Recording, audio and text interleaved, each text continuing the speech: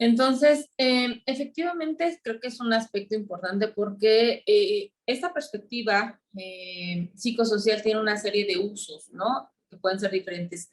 Cuando hablamos de este enfoque o perspectiva, porque a veces se usa indistintamente, a mí me gusta más la idea de perspectiva que la,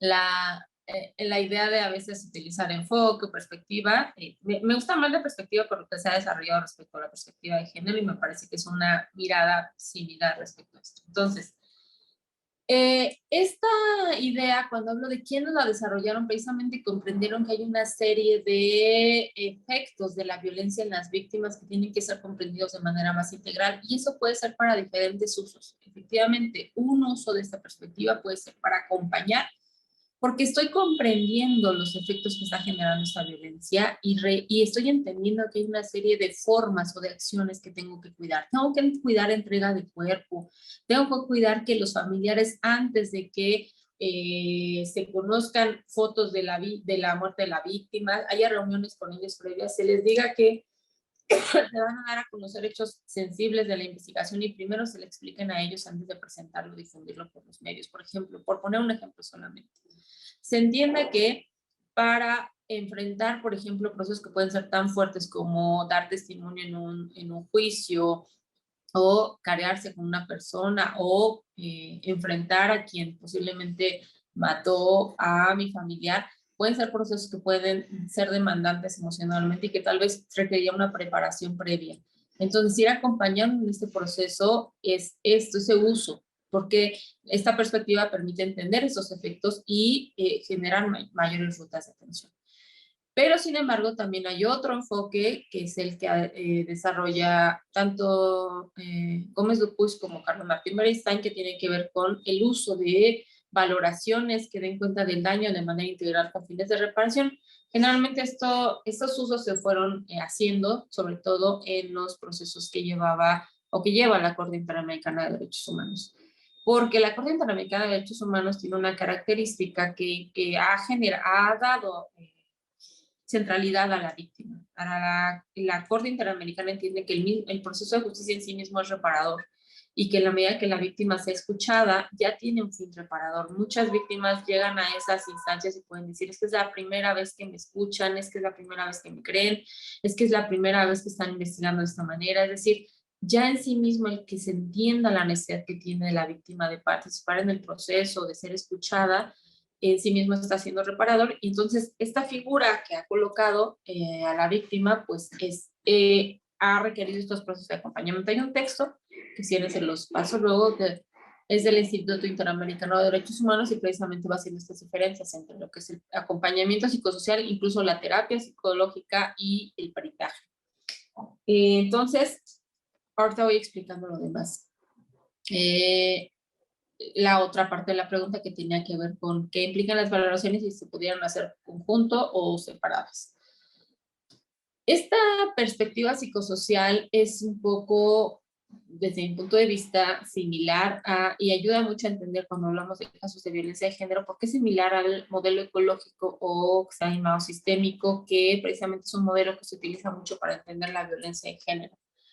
Para entender que estas violencias generalmente, si bien se sitúan o se dan en contextos interpersonales, es decir, entre pareja, entre el esposo y su esposa, no necesariamente se explican solamente en esa relación interpersonal, ¿no? El por qué el esposo llega y entonces le dice que por qué no ha hecho de comer y eso hace que se moleste, el por qué le dice tú no puedes ver a otro hombre, o por qué estabas platicando con ese güey, hoy estás de puta, o por qué vas a terminar conmigo, que muchas de las causas a veces de feminicidio tienen que ver con el hecho de que la mujer decidió terminar la relación y entonces es no, tú no puedes terminarme. Entonces, si no comprendemos que si bien el acto se da en una relación interpersonal, pero el por qué se genera esa violencia no se explica en esa relación interpersonal. Se explica en una serie de aspectos culturales que explican por qué hay una persona que se cree con derecho de decirle a la otra qué debe o qué no puede hacer, ¿no? O por qué las mujeres somos socializadas con ciertos aspectos de culpa, de cuidado de los otros, que cuando no estamos haciendo eso, nos sentimos responsables de todo lo que pasa. Y que puede entonces insertarse estas violencias, dado que alguien va a pensar que me puede controlar y alguien va a pensar que siempre tengo que estar al pendiente de lo que el otro necesita. Entonces, esta es la mirada ecológica, que fue el enfoque o la perspectiva ecológica o el modelo sistémico, le llama, que entiende que para dar cuenta de factores en el plano microsocial tengo que entender aspectos de otros ámbitos, incluso el momento histórico en que se está viviendo, el por qué ahora se visibilizan muchos aspectos que antes eran normalizados de violencia de género. Bueno, porque estamos viendo un momento específico concreto, ¿no? Donde hay una serie de cuestionamientos a las formas de relacionarnos que devienen de antecedentes importantes respecto al feminismo y todos estos ámbitos. El enfoque psicosocial en sí mismo tiene esta misma mirada, es decir, no solamente puede tomar cómo impactó el evento traumático en el individuo, sino que tiene que ver con impacto en otros niveles en el que está inmerso el individuo, porque en muchos casos el enfrentar el trauma, el enfrentar las consecuencias de la violencia solo van a ser posibles si yo entiendo que en otros aspectos tal vez tienen que haber ciertas intervenciones. Por ejemplo, es posible que una persona no vaya a enfrentar el evento traumático solamente si va a 12 sesiones de psicología, en las fiscalías, 12 sesiones terapéuticas, sino que incluso, o un año puede ir una persona si no hay, por ejemplo, factores de acceso a la justicia, si no tienen redes de apoyo importantes que le ayuden a ir fortaleciéndose, ¿no? Entonces, o en muchos casos la culpabilización de algunos aspectos puede venir de la propia familia, y dado que no hay modificación en sus entornos, es posible que la persona no pueda reorganizar posteriormente al evento que vivió. Entonces, dado que el enfoque psicosocial también permite entender que el daño en diferentes niveles es un enfoque que precisamente se utiliza para poder valorar el daño de manera integral. Así comenzó a ser usado en los procesos de la Corte Interamericana, precisamente para establecer medidas de reparación acordes al daño. Pues yo tenía que dar cuenta de ese daño de manera integral. La Corte Interamericana es la que más ha avanzado en medidas de reparación diferentes, ¿no? Estas que entendemos de satisfacción, aunque si bien estas medidas fueron establecidas por el Sistema Universal, por Naciones Unidas, en la Declaración de Derechos de las Víctimas, un nombre largo, fueron establecidas las distintas medidas de reparación. La Corte Interamericana ha dotado de contenido de estas medidas, es decir, ha entendido que las medidas de satisfacción pueden ser desde el que se ponga un monumento, el que se reconozca, el que se vea una disculpa pública, las medidas de rehabilitación, y que entender que esas medidas deben ser de manera integral. Yo no puedo mandar a una persona a terapia si no le permito acceder a la verdad o a la justicia, o si no doy una disculpa pública, porque precisamente el daño no es parcial, no se da en una parte de la persona, se da de manera integral. Y primero tengo que documentarlo así para establecer las medidas de reparación. ¿Qué es reparador para una víctima? Pues primero tengo que ver qué niveles de daño fueron.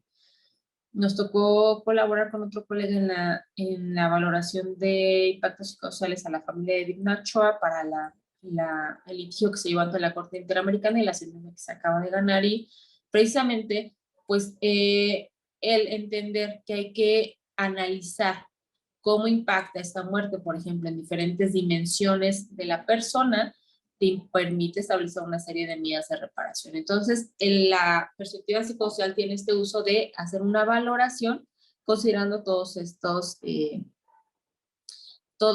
niveles de daño. Y aquí está, poco para ir contestando esta pregunta, los aportes que puede tener este enfoque psicosocial. Primero, permite identificar los impactos o consecuencias. Dado que esta mirada va más allá de solo el aspecto clínico o psicológico, no porque no sea importante, es también muy importante, pero es un nivel de daño solamente. También va a identificar otros aspectos que pueden haber estado afectados en el ámbito comunitario, en el ámbito familiar, ¿no? La modificación de roles, por ejemplo, cuando enfrenta un evento traumático, por ejemplo, la muerte de mujeres.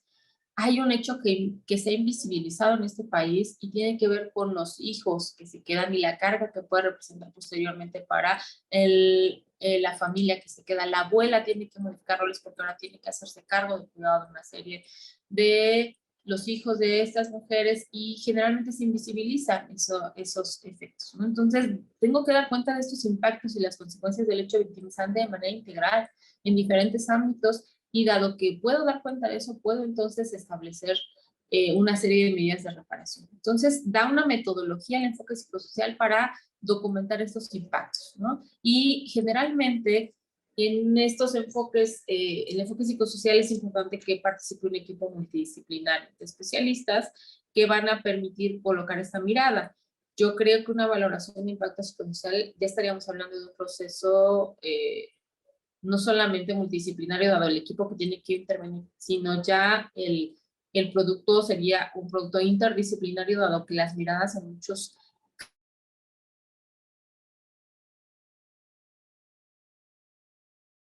para darle la explicación de la Comisión de Derechos Humanos de la Ciudad de México, pues tenía colegas psicólogos, trabajadores sociales, pedagogos, y he colaborado en otros ámbitos con antropólogos, y dado las miradas que podemos tener en conjunto pueden darle explicación a un fenómeno.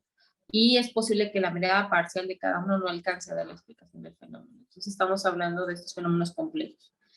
También va a permitir la valoración, la identificación de impactos, yo poder establecer un nexo causal entre estos impactos y los hechos denunciados por las víctimas, porque puede ser que haya situaciones donde la víctima enfrentó otros hechos victimizantes, había antecedentes que podían estar generando ese daño, pero esta mirada y la saber identificar los impactos del hecho que pudieron agravar condiciones previas o pudieron generar que la persona estuviera expuesta a victimizaciones secundarias, puedo yo establecer por qué ese nivel de daño o impacto sí tiene una relación con estos hechos. Y para procesos de judicialización son muy relevantes, ¿no? O procesos de reparación. Puedo analizar el daño generado considerando las circunstancias particulares de las víctimas. El reto que se tiene en general en los procesos de documentación es que no hay la idea de entender el daño de otra manera. Y entonces cuando va una persona, si no presenta síntomas o un cuadro clínico específico, casi que no pasó el hecho y no lo puedo acreditar, porque no hay daño, la persona no tiene ningún cuadro clínico, y la perspectiva psicosocial permite entender que hay ciertas características de las personas que pueden generar mecanismos de afrontamiento, pueden disminuir estas afectaciones, o personas con características personales que no tienen por qué responder de la misma manera que todas las personas. Y también, precisamente, genera procesos de acompañamiento orientados a hacer frente a las consecuencias. Generalmente no es lo más idóneo, sobre todo en procesos penales, que quien haga el proceso de valoración o un peritaje lleve el proceso de acompañamiento. En primer lugar, no tiene que ver, yo no creo en esto de la objetividad, porque la objetividad no es un aspecto que tenga que ver con que me relacione o no con la persona, ¿no? La objetividad tiene que ver con la aplicación de un método. Esa es la objetividad, no existe la objetividad, esta objetividad que hacen quienes van. Sobre todo a veces me ha pasado con médicos que van a peritar cuando te toca documentar víctimas de tortura, y entonces van con esa idea de yo no la puedo salvar, no le puedo hablar porque van a decir que entonces ya mi visión está afectada y entonces ya no tengo objetividad. Pues lo único que le puedo decir es lástima porque vas a perder herramientas importantes para hacer una muy buena entrevista que te va a poder aportar información para tu análisis. Y tienes que generar un proceso de empatía con la víctima, un contexto favorable a ella para que pueda hablar, sobre todo cuando vas a entrevistarla de hechos traumáticos que pueden ser muy dolorosos al hablar. No, eso no es objetividad. Objetividad es cuando yo voy a aplicar un método y el método o la técnica la voy a utilizar para todas las personas de la misma manera. Y yo voy a argumentar por qué llego a ciertas conclusiones y está muy claro cómo llegué a esas conclusiones. Entonces, no creo la objetividad en este sentido, entonces no creo que el proceso de acompañar a alguien pueda que te nuble cuando vas a hacer un peritaje, entendiendo este sentido. Sin embargo, incluso en este texto que les puedo compartir en el Instituto Interamericano, sí habla de la necesidad de hacer dos procesos por separado.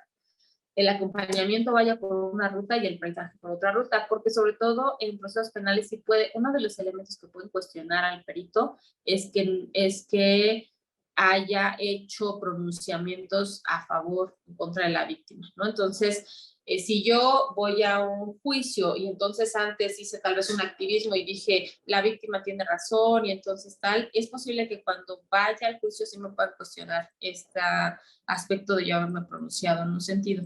Entonces, lo ideal es que no pueda haber, no se generen elementos que puedan ser cuestionado mi peritaje. Y la misma experiencia que da la Corte Interamericana son dos textos, aportes psicosociales para acompañamiento de víctimas de tortura y el otro, la perspectiva psicojurídica. Eh, Da esta idea de que lo ideal es que vayan por fases separadas, porque además los objetivos de cada uno de los aspectos son diferentes, ¿no? Es posible que si yo estoy haciendo un proceso de acompañamiento y al mismo tiempo estoy haciendo un proceso de valoración, tiene que ver incluso con el acercamiento que genero respecto a la víctima, ¿no?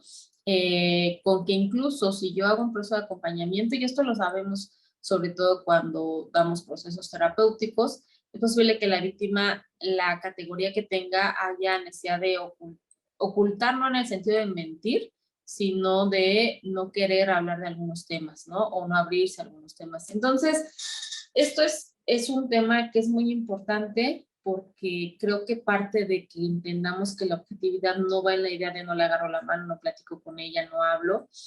Eso no me parece ningún argumento, no sería ningún argumento, pero sí, sobre todo en este aspecto penal, sí es un aspecto que puede ser cuestionado y creo que tenemos que cuidar ese aspecto. Desde mi punto de vista, sí tendrían que ser dos procesos separados. Es muy difícil a veces porque en los casos que me ha tocado hacer la valoración, pues el mismo proceso de valoración hace que la víctima vaya conformando un sentido a los hechos, ¿no? Cuando estás haciendo la documentación, a mí me gusta mucho ir a presentarles el producto final a las víctimas, es decir, ya hice las entrevistas, integré todos los sistemas y entonces voy a presentar un borrador con ellas, sobre todo para que haya datos que a lo mejor no me hayan dicho y no estén adecuadamente integrados, pero sobre todo a veces les sirve mucho porque entonces se explican y se dan sentido a sí mismas y dicen, ay, bueno, entonces ya entiendo por qué tengo esta irritabilidad o por qué presentaba esto, por qué actué de esta manera, o que fue bueno que hiciera esto, o que yo sí puedo lograr tal cosa. Entonces les da sentido algo que está siendo caótico para ellas. Y entonces puede que después de esa valoración haya necesidad de decir, me gustaría hablar contigo, o sea un proceso eh, de que la víctima entiende que esa serie de entrevistas, esa serie de devolución le permitieron entender de otra manera la experiencia. Entonces, es muy complicado hacer una línea exacta entre ambos procesos.